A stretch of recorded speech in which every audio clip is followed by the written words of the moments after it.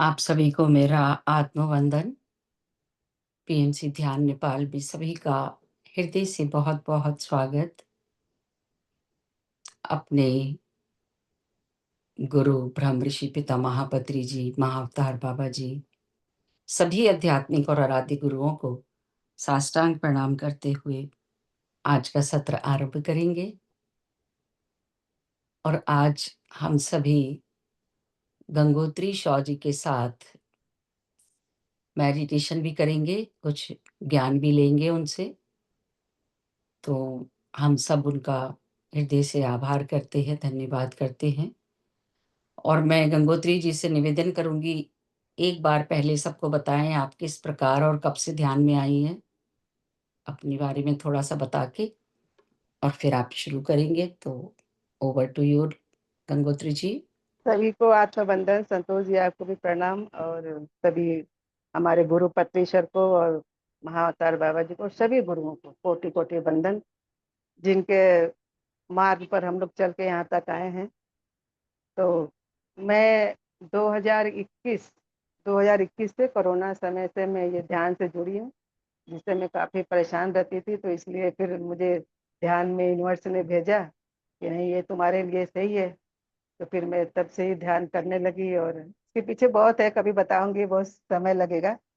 तो मैं 2021 से ही ध्यान मार्ग में आई, और तब से मैं कंटिन्यू ही कर रही हूँ। और तरह तरह की स्टोरी पढ़ना और आगे जानने की कोशिश करना, बस ये मेरा रहता है कि मैं ज़्यादा से ज़्यादा हर चीज़ जानने की कोशिश करूँ। और सीख रही हूँ अभी भी सबसे, जो मुझसे बड़ा है उससे भी सीख रही हूँ, जो छोटा है उससे भी सीख रही हूँ। सीख सीख कर ही लोग आगे बढ़ते हैं, तो मैं भी आगे बढ़ना चाह रही हूँ।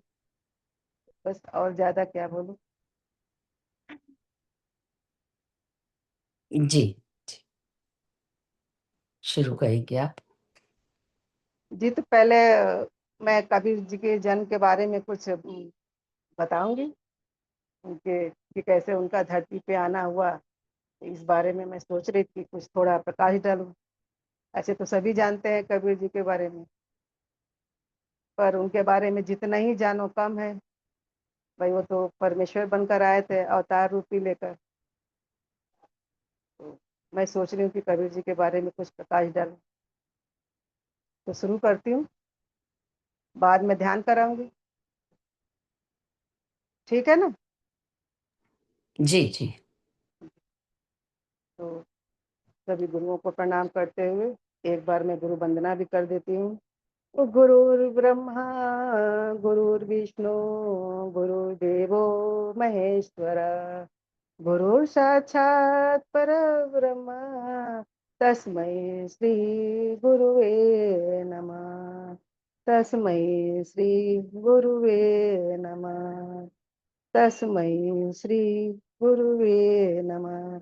सभी गुरुजनों को प्रणाम, क्योंकि गुरु न होते तो हम लोग भी आज इस लाइन पे नहीं आ पाए होते।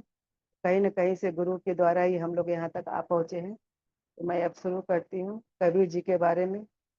तो सन 1998 की बात है कि सन 1998 में विक्रम संवत और 1455 ज्येष्ठ मास की पूर्णिमा के ब्रह्म मुहूर्त में काशी नगर का ये वर्णन है कि काशी नगर में वो एक ये एक ऐसी जगह है जहाँ हम लोग रहते हैं। मतलब ये हमारे मायके का ही बगल का ये जगह है जहाँ कबीर जी का जन्म हुआ। पर आज तक मैंने कभी नहीं वहाँ पे गई। तो ये लहरतारा नाम का वहाँ जगह है, वहाँ पे तालाब है।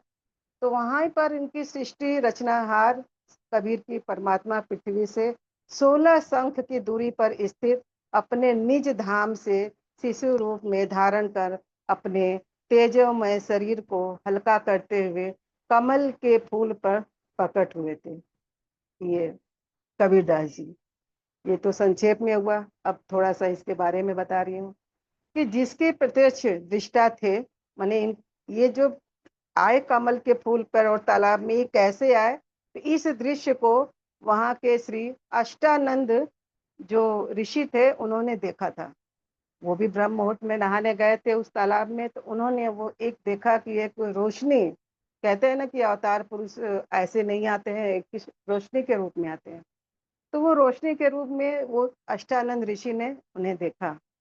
तो वो उनको ताज्जुब हुआ कि अरे ये मैंने क्या देखा। और फिर वो यही सोचते हुए फिर अपने गुरु, जो कि उनके गुरु थे आपके रामानंद जी, उनके पास गए पूछने के लिए। और वो बोलते हैं कि गुरुदेव गुरुदेव, आज मैंने जो देखा मैं कैसे बोलूं, क्या यह बोलूं भी कि ना बोलूं, क्या यह मेरे भक्ति की उपलब्धि है या कोई और भ्रम। गुरुदेव से चलकर पूछता हूँ। फिर गुरुदेव ऋषि अष्टानंद जी जो थे वो अपने गुरु स्वामी रामानंद जी से पूछते हैं कि ऐसा मैंने देखा, तो ये क्या है। तो गुरुदेव बोलते हैं रामानंद जी विष्णु के रूप उपासक थे और वैष्णव धर्म के प्रचार किया करते थे, जिसके लिए उन्होंने 1400 शिष्य प्रचारक रूप में बना लिए थे। रामानंद जी के बारे में यह है। और प्रणाम गुरुदेव बोलकर ऐसा अष्टानंद बोलते हैं कि गुरु जी दुविधा में लग रहे हो, बताओ क्या बात है। अष्टानंद तो गुरुदेव कहते हैं कि मेरी शंका का समाधान करिए, कहो क्या बात है। गुरु ने पूछा तो अष्टानंद ने बताया कि ऐसी ऐसी बात है कि हे गुरुदेव, आज साधना करते समय मुझे आकाश से एक प्रकाश नीचे की तरफ आते हुए दिखाई दिया, जिससे मेरी आंखें सहन ना कर सकी और मेरी आंखें बंद हो गई। जिसके बाद जब मैंने आंखें खोला तो सामने एक नवजात शिशु का प्रतिबिंब, जैसे होता है ना एक प्रतिबिंब, ऐसे उतरते हुए दिखा। और वह एक तालाब के किनारे कोने में जाकर स्थित हो गया, सिमटता हुआ मुझे दिखाई दिया। तो गुरुदेव मेरी शंका का निवारण कीजिए, यह मेरी भक्ति का कोई उपलब्धि है या कोई मेरा दृष्टि का दोष है। गुरु जी कहते हैं ऋषि जी, यह कोई ना तो भक्ति की उपलब्धि है और न ही तो आपका कोई दृष्टि दोष। इस प्रकार की घटनाएं उस समय होती हैं जब ऊपर के लोकों से कोई देव पुरुष पृथ्वी पर अवतार धारण करने के लिए आते हैं और किसी स्त्री के गर्भ में, या तो फिर किसी स्त्री के गर्भ में निवास कर फिर बालक रूप में धारण करके लीला करते हुए अपना उपेक्षित कार्य पूरा कर जाते हैं। ऐसा गुरु जी ने अष्टानंद अपने शिष्य को बताया। अष्टानंद कोई देव पुरुष ऊपर के लोकों से आया है, गुरु जी कह रहे हैं। अब यह वह काशी नगर में किसी के घर जन्म लेकर अपना प्रारब्ध पूरा करेगा। स्वामी रामानंद जी अपने ज्ञान आधार से शिष्ट आनंद अष्टानंद जी को शंका का समाधान कर दिया। स्वामी जी का मानना था कि अवतार तो माँ के गर्भ से ही लेते हैं, लेकिन स्वामी जी को यह ज्ञान नहीं था कि यह कोई अवतार गण नहीं बल्कि स्वयं पूर्ण परमात्मा अवतरित हुए हैं, जो किसी माता के गर्भ से नहीं जन्म लेते। कबीर जी के बारे में कहा जा रहा है। वहीं दूसरी ओर काशी में ही नीरू और नीमा नाम के एक मुसलमान दंपति भी रहा करते थे। वैसे तो किसी जन्म में दोनों ब्राह्मण और ब्राह्मणी थे। जो कबीरदास जी के माता पिता थे तो लोग कहते हैं वो मुस्लिम थे, पर वो मुस्लिम नहीं थे, वो किसी जन्म में ब्राह्मण और ब्राह्मणी थे। ब्राह्मणी थे। नीरू का नाम गौरी शंकर था, मतलब नीरू जो उनके पति थे, और नीमा का नाम सरस्वती था, उनकी जो पत्नी थी। उनकी कोई संतान उस समय भी नहीं थे। वे दोनों भगवान शिव के भक्ति करते थे और शिव पुराण की निस्वार्थ कथा किया करते थे। उनके यह निस्वार्थ सेवा और हिंदू धर्म के बढ़ती प्रचार को देखकर मुस्लिम लोगों द्वारा जबरदस्ती उनको मुसलमान बना दिया गया कि अरे ये तो इतना हिंदू का प्रचार करेगा तो फिर हम लोग कहाँ जाएंगे। तो मुसलमान लोगों ने मुसलमान बना दिया। इसके बाद हिंदू धर्म के अन्य पंडित ब्राह्मण उन्हें भी मुसलमान घोषित कर दिए, क्योंकि पहले के आप सभी जानते हैं कि मुसलमान लोग जब राज किए तो फिर हिंदू के मन में भी, भाई हिंदू लोग ज्यादा कुछ बोलते नहीं थे, तो उनके मन में एक भय रहता था कि भाई ये क्या कर देगा, ये लोग हमेशा काट छाट में लगे रहते हैं। तो हिंदू लोग भी उन्हें मुसलमान घोषित कर दिए, नीरू और नीमा को। उनका कथा करना, गंगा नदी में स्नान करना सब बंद करवा दिया कि नहीं, तुम अब से मुसलमान हो गए, तुम्हें अब गंगा नदी में नहीं नहाने जाना है। और उनका कथा करवाना भी बंद कर दिया कि अब तुम कथा नहीं बांचोगे। जिसके बाद नीरू और नीमा वहीं लहरतारा तालाब पर स्नान करने चले जाते हैं, क्योंकि हमारे घर से जो गोदौलिया नदी, गंगा नदी है, वो ज़्यादा दूर नहीं है और लहरतारा पास में, ये मेरे घर से काफ़ी पास में है। तो वहाँ पे स्नान करने जाने जाने लगे, वहाँ का नगर छोड़कर इधर के नगर में आ गए। उन्हें मुसलमान बना दिया गया। इसके बावजूद दोनों दंपति भगवान शंकर के प्रति अटूट श्रद्धा और भक्ति कम नहीं हुई थी। वो श्रद्धा भक्ति अभी भी था, उन्हें मुसलमान बना दिया गया था फिर भी। और डेली की मतलब प्रतिदिन की तरह वो लोग ब्रह्म मुहूर्त में उठते और आज भी नीरू और नीमा लहरतारा तालाब पर स्नान करने जा रहे थे। स्नान ना होने के कारण, मतलब सॉरी, संतान ना होने के कारण नीमा हमेशा दुखी रहती थी। इस जन्म में भी उसे कोई संतान नहीं थे, दुखी रहती थी और भगवान शंकर से प्रार्थना करते रहती थी कि हे भगवान शंकर, आपके दरबार में तो लालों की कमी नहीं है। लालो यानी बहुत से आपके बच्चे हैं, भक्त हैं, एक लाल मुझे भी दे देते तो मेरा भी संसार में हिस्सा हो जाता। नीमा पति नीरू से बोला है, हमारे भाग्य में संतान नहीं है, अगर होती तो भगवान पहले ही दे देते। आप रो मत, आप अपने रो रो कर आंखें खराब मत करो, नहीं तो हमारा उंगली उंगली पकड़ने वाला भी इस दुनिया में कोई नहीं है। वो आपस में चर्चा करते करते दोनों पति पत्नी तालाब के किनारे पहुंच जाते हैं और फिर पहले से ही प्रभु तो अवतरित हो चुके हैं, कबीर जी कमल के फूल पर एक कोने में जाकर विराजमान है। तो पत्नी नहाकर जब बाहर आती है, कपड़े चेंज करती है और जो उतारे हुए कपड़े जाकर नदी में धोती है, तो वो देख लेती है कि पुल के पास कुछ घास फूस भी है, वहां पे कुछ हिल रहा है। तो वो अपने पति को इशारा करती है कि देखना जी देखना, वो सर्प लग रहा है। तो पति बोलते हैं, फिर उनको लगा सर्प लग रहा है और फिर अगले ही पर उस बच्चे का पैर ऐसे ऊपर में दिखाई दिया। तो फिर उनको वो पैर भी दिखने लगा कि अरे नहीं, ये सर्प तो नहीं, ये तो बच्चा है, बच्चे का पैर है। फिर अगले ही पर वो ये भी बोलती है कि अरे नहीं जी नहीं, ये तो किसी बच्चे का पैर दिख रहा है। और वो खुश होकर पति को बोलती है, देखो जी देखो, फूल पर कोई बच्चा लेटा है। और पति ने कहा, इसे तो फूल पर भी बच्चा दिख रहा है, क्योंकि उसे विश्वास नहीं हो रहा था कि पति ने जाकर देखा तो सच में कमल के फूल पर बच्चा था। उसे पहले विश्वास नहीं हुआ। वो बोला कि अरे इसे तो जल में भी बच्चा दिखाई दे रहा है फूल पे। पर पत्नी के बार बार बोलने से उसने जाकर देखा तो हाँ, वाकई में वहां फूल पर एक बच्चा था। इससे पहले नीरू ने मन ही मन ये बोल रहा था कि हे भगवान, इसे तो जल में भी बच्चा दिखाई दे रहा है, भगवान शंकर इसे सद्बुद्धि दो। और वो बोले जा रही है, देखना जी देखना, बच्चे को कुछ हो ना जाए, कमल के फूल पर बालक है। बस फिर नीमा ने ये बोलते हुए और फिर गया वहां फूल के पास, देखा तो बच्चा था और वो उसे उठा लेता है। नीमा फिर आवाज लगाते हुए जा रही थी, देखना जी देखना, बच्चा जल में गिर ना जाए, डूब ना जाए, अच्छे से उसको संभालना। उसे तो बच्चा दिख ही गया था। नीरू बालक को लेकर पत्नी के हाथों में दिया।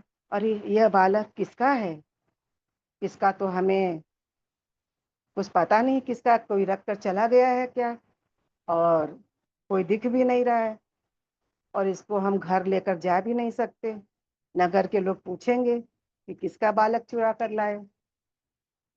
ऐसा वो लोग बच्चे को तो उठा लिए पर मन में तरह तरह की बातें कर रहे हैं। और यदि हम उन्हें बताएंगे भी कि हमें कमल के फूल पर मिला है, तो लोग विश्वास नहीं करेंगे, यकीन नहीं करेंगे कि ऐसा कभी हुआ है। इस बालक को भी छीन लेंगे और हमें पिटाई करके दूसरे नगर भेज देंगे या यहाँ से भी भगा देंगे। तो अब हिंदुओं से भी हमारा कोई संपर्क नहीं रहा, वो लोग भी हमसे नफरत करने लगे मुसलमान बनाने के चक्कर में। तो अब इतनी जानकारी तो हमें भी नहीं कि अब हम क्या करें इस बालक का। नीमा, यह बालक को हम यहीं छोड़ देते हैं। पति नीमा बोलता है कि हम बालक को यहीं छोड़ देते हैं, इसी में हमारी भलाई है। मगर माँ तो बच्चे को देखकर उसकी ममता उमड़ पड़ती है, हमारे साथ बहुत बुरा, अगर इसे अगर हम घर ले जाएंगे, पति बोलता है। फिर नीरू बोलती है कि नहीं, नीमा को सारी स्थिति वो बताता भी है कि नहीं देखो, बहुत बुरा, अगर हम ले जाएंगे, इसको यहीं छोड़ दो। नीमा बोलती है, पता नहीं इस बालक को मुझ पर क्या जादू कर दिया है, इसे अगर मैं त्यागती हूँ तो मेरे बस में नहीं है, मुझे इससे बहुत आकर्षण हो गया है और इसी वजह से हम इससे दूर नहीं रह सकते, हम किसी भी वजह से हम इसे बच्चे से दूर नहीं रह सकते, हम इसको घर ले जाएंगे। मैं इसे नहीं छोड़ सकती। नीमा, तुम बहुत जिद्दी हो। पत्नी को समझाते हैं, तुम बहुत जिद्दी हो। मैं कुछ नहीं बोला अभी तक। समझा रहा हूँ प्यार से, इस बच्चे को यहीं छोड़ दो, हमारी स्थिति ठीक नहीं है, हम ले जाएंगे, लोग 10 सवाल करेंगे। बच्चे को लेकर कोई बखेड़ा ना खड़ा हो जाए, इसलिए नीमा पत्नी को हर तरह से समझाकर हार गया। एक आखिरी बार नीमा पत्नी को गुस्से से फिर बोला, रख दे बच्चा यहीं पर, नहीं तो मेरा हाथ उठ जाएगा। तभी बालक ने यह सब दृश्य देखते हुए उसने मुंह खोला। जो बच्चा था उसने फिर मुंह खोला और, नीरू, मैं तेरे लिए ही आया हूँ। वो जो पति था उसको उससे बोला, मैं तेरे लिए ही आया हूँ, मुझे घर ले चलो, मुझे कोई कुछ नहीं कहेगा। और यह क्या बालक बोल रहा है? पति ने उसको देखा, बोला कि अरे, ये इतना छोटा बच्चा अभी आज का ही है, हम लोग लिए इसी, ये बोल कैसे रहा है? ये जरूर कोई सिद्धात्मा है या कहीं भूत प्रेत तो नहीं। उसके मन में तरह तरह की शंकाएं होने लगी। फिर बोला, हे शंकर भगवान, मेरी लाज रखना। ये विचार कर नीरू बच्चे को चुपचाप घर ले आता है कि चलो घर ही ले चलते हैं। परमेश्वर का शरीर बहुत ही सुंदर था भाई, वो तो भगवान स्वरूप थे तो उनका शरीर तो सुंदर होगा ही। आंखें जैसे कमल के फूल के जैसे, बाल घुंघराले, लंबी लंबी हाथों की अंगुलियां, और शरीर से मानो नूर टपक रहा है। पूरी काशी में एक लगभग ऐसा कोई बालक नहीं हुआ होगा। और देखते देखते बालक को देखने के लिए पूरा काशी नगरी उमड़ पड़ा कि भाई वो एक बच्चा पाया है, चलो देखते हैं, बहुत सुंदर है, बहुत दिव्य दृष्टि वाला है, कैसा है। सब एक दूसरे को बोलते बोलते पूरी भीड़ की भीड़ उनके घर जाने लगी देखने के लिए। और जो उस बच्चे को देखता है उसकी दृष्टि उस पर से नहीं हटती, क्योंकि बच्चा वही भगवान स्वरूप था, भगवान ही थे। देखते ही देखते आसपास के नर नारी बच्चे को देखने के लिए मंगल गीत गाती हुई औरतें भी आने लगी। बालक को देखकर कोई कहता कि देव अवतार है, कोई कहता साक्षात विष्णु जी आए हैं, कोई कुछ कहता, कोई कुछ कह रहा था। सब सुनकर नीमा प्रसन्न भी होती, खुश भी होती कि चलो कोई हमें गलत बात नहीं बोला, सब अच्छा बोले। फिर वह अगले ही पल यह सोचती कि कहीं बच्चे को नजर न लग जाए। हे भगवान, मेरे बच्चे को इनकी नजर से बचाना। नीमा ने परमेश्वर रूपी बालक को जो चम्मच से दूध पिलाने की कोशिश की तो उसने मुंह बंद कर लिया। हर तरह से कोशिश के बावजूद भी बच्चे ने दूध नहीं पिया। दूध पिलाने में असफल हुए 25 दिन बीत गए। बालक ने एक एक घूंट दूध का नहीं पिया। नीमा को चिंता होने लगी कि बच्चे की किसी को नजर लग गई। लेकिन 25 दिन होने के बावजूद बच्चा स्वस्थ का स्वस्थ ही था, जैसे कि वैसे ही था।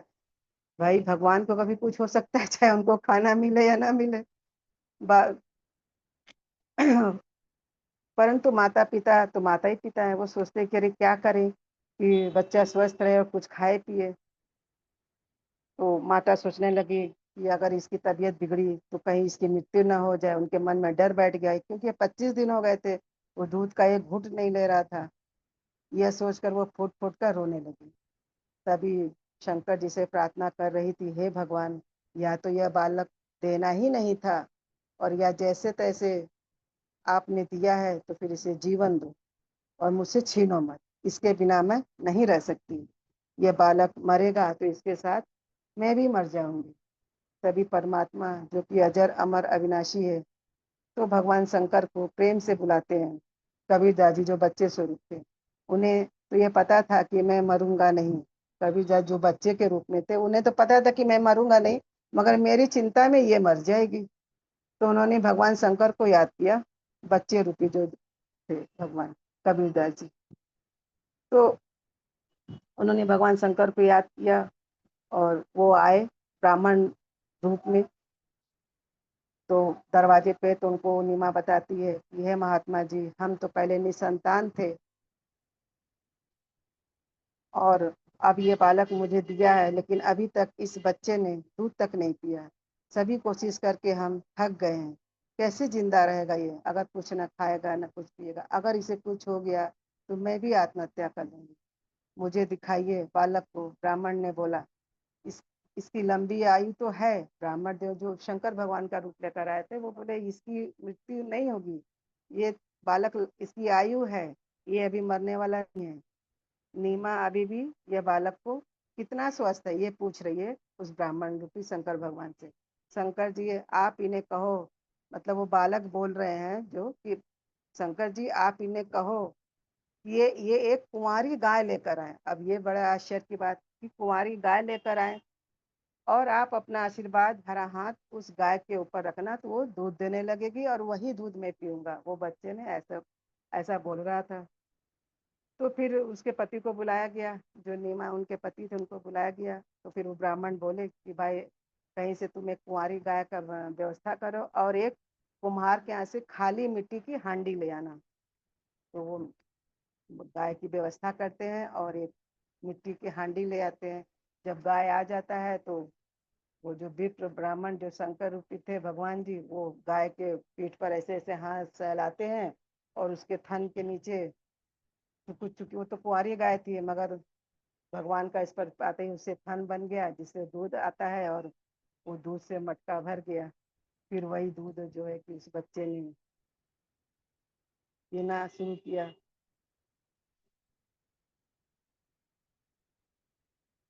दूध से मटका भर जाता और वह दूध बच्चे को भी पिलाया गया। तब नीमा ने ब्राह्मण रूप कर भगवान के पैर छुए और विप्र रूपी शंकर भगवान वहां से चले गए। तो भाई बेच धर कर आए थे तो शंकर भगवान चले गए।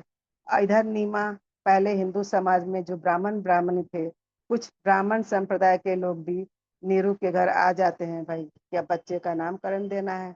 लेकिन मुसलमान लोग का दबदबा होने के कारण हिंदू समाज डरता था। तो काजियों ने कहा कि नहीं, ये तो मुसलमान हो चुका है तो हम इसका नाम अपने तरीके से रखेंगे, हम रखेंगे। इतना कहकर काजी अपना जो कुरान शरीफ है वो खोलने लगा। प्रथम पंक्ति पर ही प्रथम लाइन पर जैसे ही वो खोलता है तो कबीर लिखा हुआ आता है। तो वो सोचा कि कबीर, ये तो कबीर नाम का अर्थ उसने ढूंढा तो कबीर का अर्थ होता है बड़ा, कुछ बड़ा। तो वो सोचता है कि एक छोटी जाति के घर बालक आया है तो उसका नाम कबीर रखूंगा, नहीं नहीं, कबीर नहीं रखने देंगे, इसका नाम कुछ और रखेंगे। लेकिन जैसे ही वो पूरा कुरान छान मारता है, आगे पीछे नीचे ऊपर दाएं बाएं, उसे हर जगह कुरान उसे कबीर ही कबीर दिखता है, कबीर कबीर कबीर कबीर। तो फिर वो भी डर जाता है कि अरे ऐसा क्या, मेरे इस चारों तरफ कबीर ही कबीर दिख रहा है। फिर वो बच्चे को अगले पल देखता है तो बोलता है कि ये कोई भूत प्रेत तो नहीं है। वो उसके मन में ऐसा विचार आता है कि ये कोई हमारे कुरान को तो नहीं बदल दिया जादू मंत्र करके। और तभी बालक ने कहा, हे काशी के काजियों, मैं कबीर हूँ, मैं अल्लाह हूँ, मैं अकबर हूँ, हर युग में मेरा नाम कबीर ही रहेगा। और इस तरह कबीर का नाम कबीर रखा गया। तो आज के समय में भी हिंदू लोग भी नाम कबीर रखते हैं अपने बच्चों का और मुसलमान लोग भी कबीर रखते हैं, क्योंकि दोनों संप्रदाय के लोग फिर बाद में मानने जाने लगते हैं। तो ये उनकी जन्म की छोटी सी कहानी थी। अब आगे ध्यान करने के लिए बोले। जी, जी, बहुत सुंदर कहानी। अब आप ध्यान में चलते हैं। हाँ, ध्यान में चलते हैं। तो सबको एकदम कमर गर्दन सीधी करके बैठ जाए, आरामदायक कंडीशन में, पोजीशन में, जहां भी आप बैठे हो आराम से बैठ जाएं। चश्मा उतार ले, हाथ को क्रॉस कर लेंगे, पैरों को क्रॉस कर लेंगे। अगर आप फर्श पर बैठे हैं तो आलती पालती मार लें, आरामदायक हो। बॉडी को थोड़ा हिला डुला लेंगे और एक लंबी सांस भरकर सांस बाहर करेंगे। 3 बार ऐसा कम से कम हम करेंगे। 3 बार सांस भरेंगे नाभि तक और धीरे गहरी सांस में फिर नाक से बाहर करेंगे।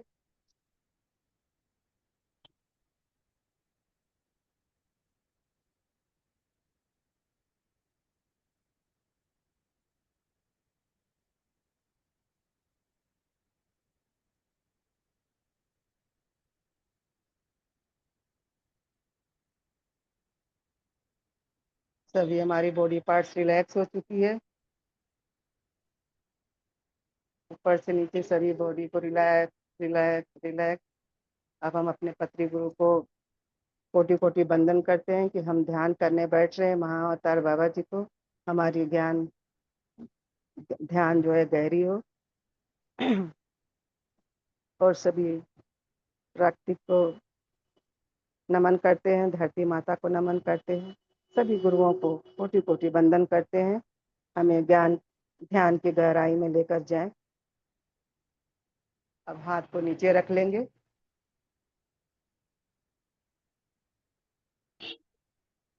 और ये इमेजिन करेंगे अब हमारे सर पे एक पिरामिड आ चुका है और ऊपर ब्रह्मांड से हमें ऊर्जा, जो कि सिल्वर कलर में होती है, व्हाइट कलर में, वो ब्रह्म सहस्त्रार से हमारे अंदर पहुंच रही है, ब्रह्मरंध्र से होते हुए पूरे शरीर में धीरे धीरे धीरे धीरे फैल रही है, हमारे दाएं ब्रेन में, बाएं ब्रेन में, गर्दन में, कंधों में, हाथों में, दोनों अंगुलियों में, मेरुदंड में, आगे के पार्ट में, हमारे चेस्ट में, हार्ट में, किडनी में, लीवर में। धीरे धीरे आप महसूस करेंगे हमारी ऊर्जा हमारे शरीर में बढ़ती जा रही है।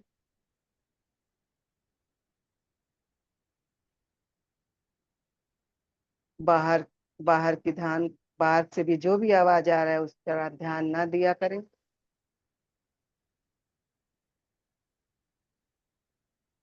हम श्वास को अंदर ले रहे हैं और एक श्वास बाहर जा रही है, श्वास आ रही है और श्वास बाहर जा रही है।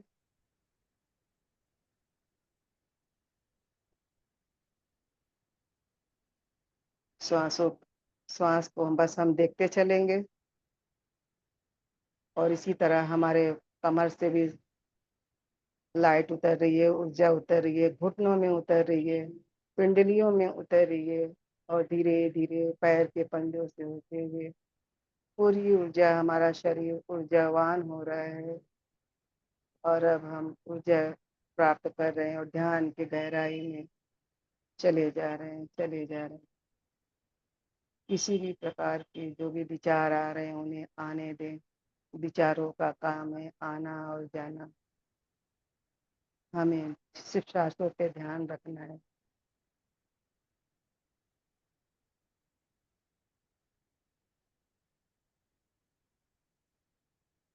सांसें आ रही हैं, सांसें जा रही हैं।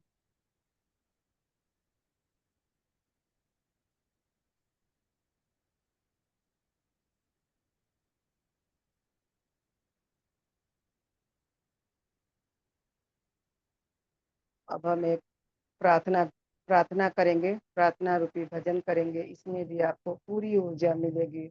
आप उसे बस आंखें बंद करके आप सुनते रहिएगा और ध्यान में आप डूब जाएंगे धीरे धीरे।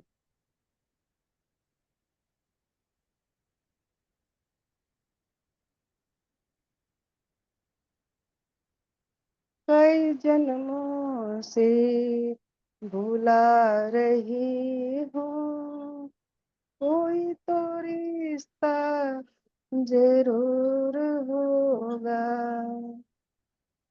परमात्मा से ये विनती हम कर रहे हैं कि हमारा तुम्हारा कोई रिश्ता तो जरूर है, मैं कितने जन्मों से तुम्हें बुला रही हूँ, कई जन्मों से बुला रही हूँ, कोई तो रिश्ता जरूर होगा। नजर से नजरे मिला न पाई, कोई कसूर तो जरूर होगा। कई जन्मों से बुला रही हूँ, कोई तो रिश्ता जरूर होगा। आत्मा यही परमात्मा से विनती करिए कि हमारा तेरा रिश्ता तो जरूर है, मुझे तो धरती पर तूने भेज दिया।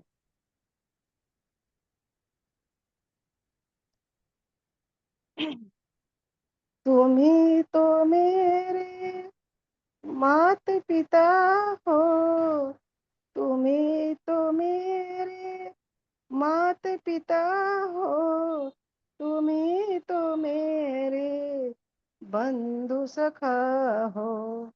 आत्मा यही समझा रही है कि तुम ही तो मेरे माता हो, तुम ही मेरे पिता हो और तुम ही मेरे बंधु और तुम ही मेरे सखा।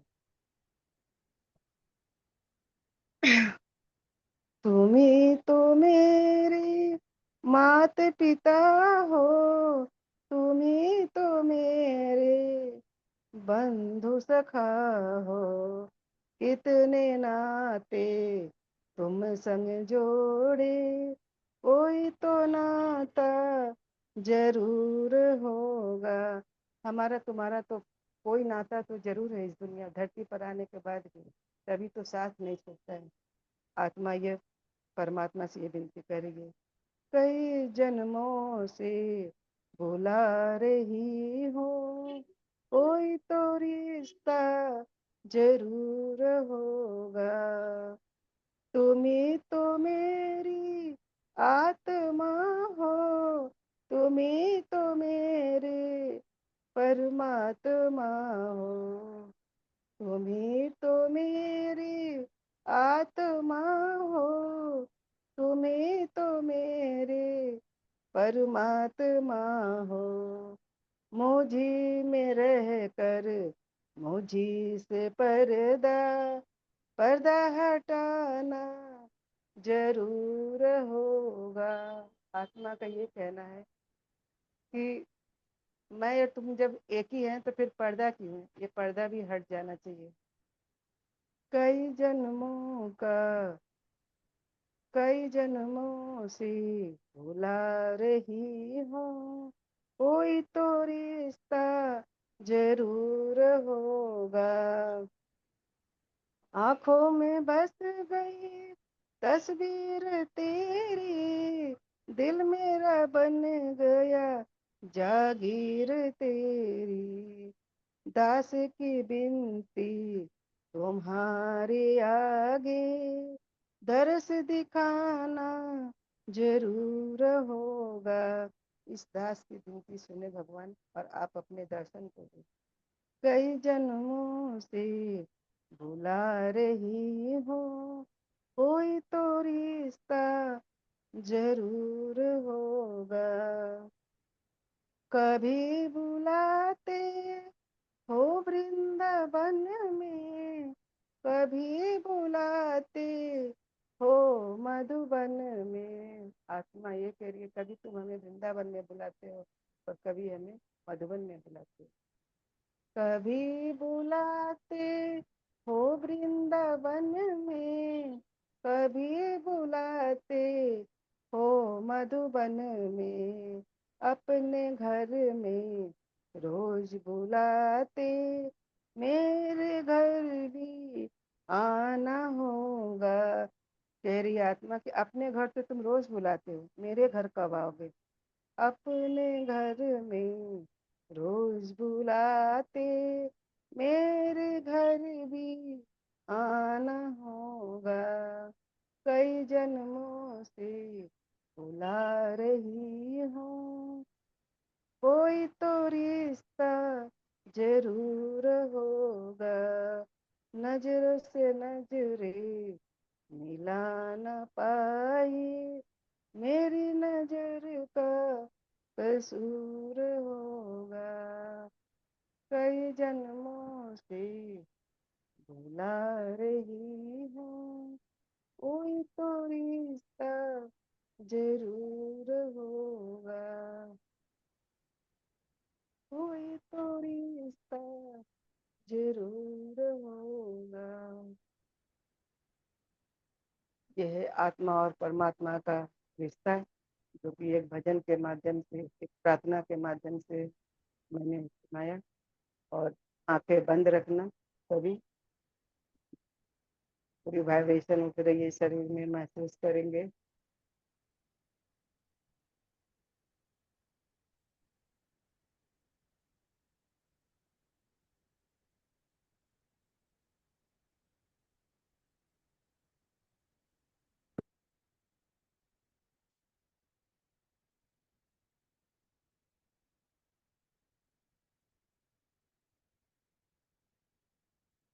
कोई म्यूजिक लगा दीजिए थोड़ी, एकदम स्लो में।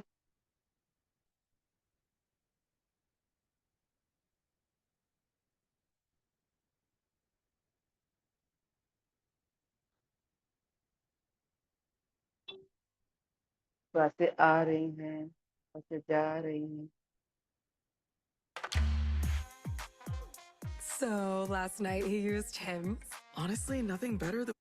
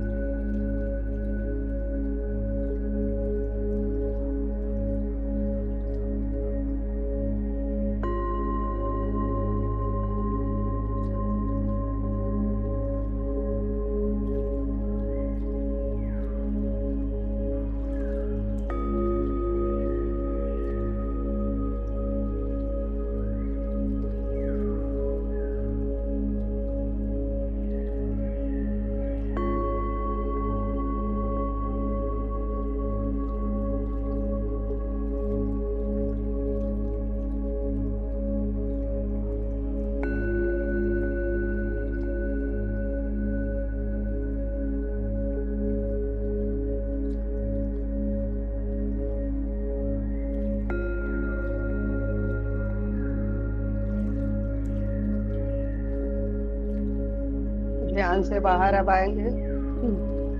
ध्यान से बाहर आएंगे, अपने आसन को महसूस करेंगे, जहाँ पर बैठे हैं आसन को महसूस करेंगे, शरीर को थोड़ा हिला डुला लेंगे, आंखें बंद रखेंगे, अभी हाथों को रब करेंगे।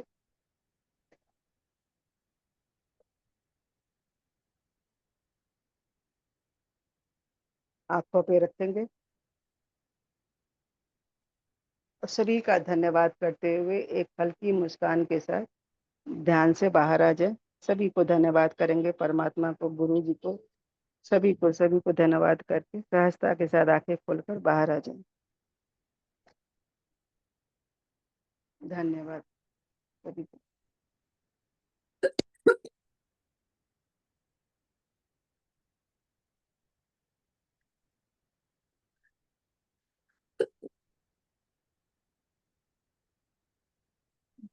थैंक यू गंगोत्री जी, बहुत सुंदर।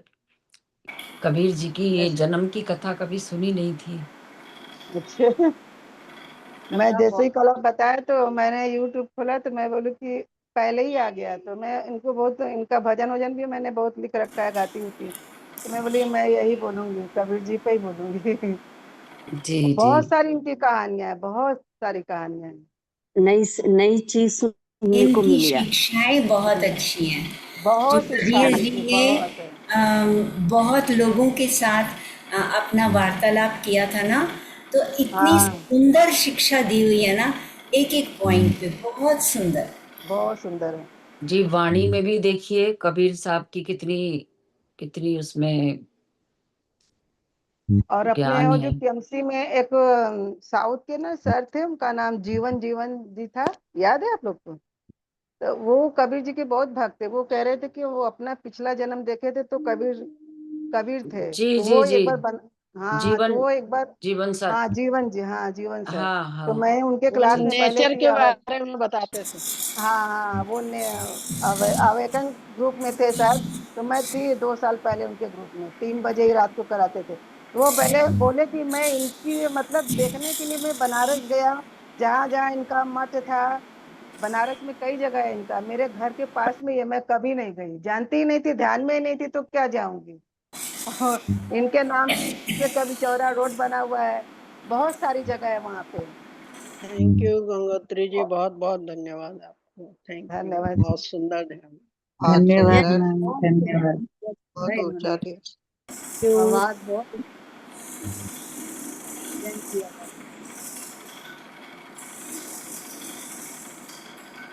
इनका कबीर साहब ने। इतिहास है, कबीर जी का इतिहास है, ये बहुत ही अच्छा जी। है। और जी भी होगा। जी, ये बहुत है, बहुत है, बहुत है। ये ये बुक्स तो बुक से छोटी बोल सी रही है कि बुक नहीं था, यूट्यूब से ही खोज के निकाले थे। अच्छा बुक अच्छा। आती है पर मेरे पास अभी हम्म। बुक नहीं था, पर मैंने यूट्यूब से ही सर्च किया कि इनकी थोड़ी सी जन्म की कहानी, क्योंकि छोटे ही से बोलना था।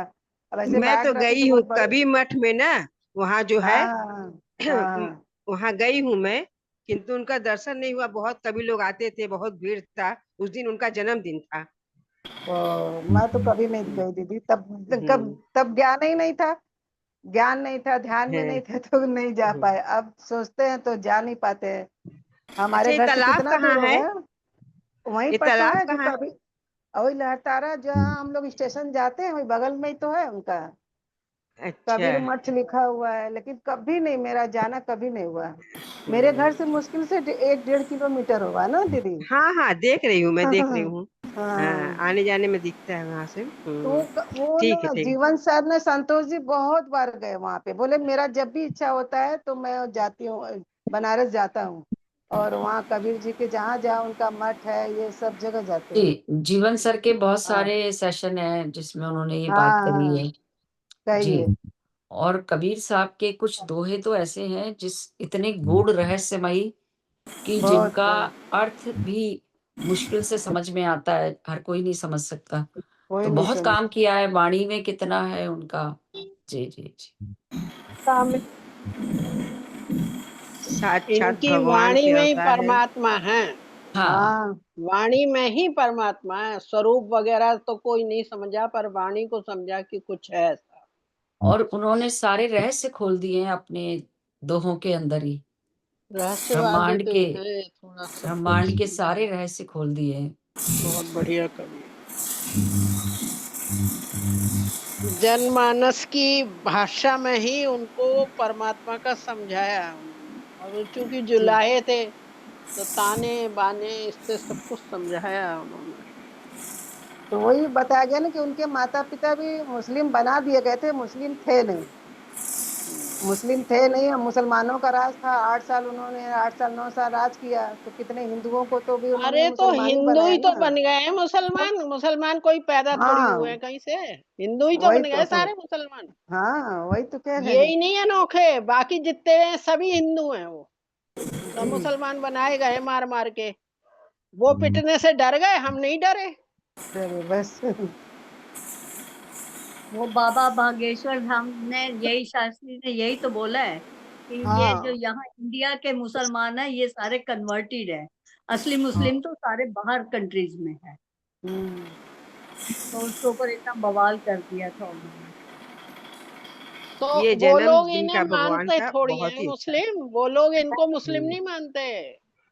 नहीं। इनके उसमें हिंदू लिखा जाता है जब ये हज करने जाते हैं। अच्छा। हिंदुस्तान हाँ से इनका जाते जो हैं तो हिंदू। हिंदू लिख के जाता है इनके उसमें, ये कितने ही बन ले, बनने से कुछ नहीं होता। जब ऐसा पता है उनको तो फिर क्यों ऐसे फालतू का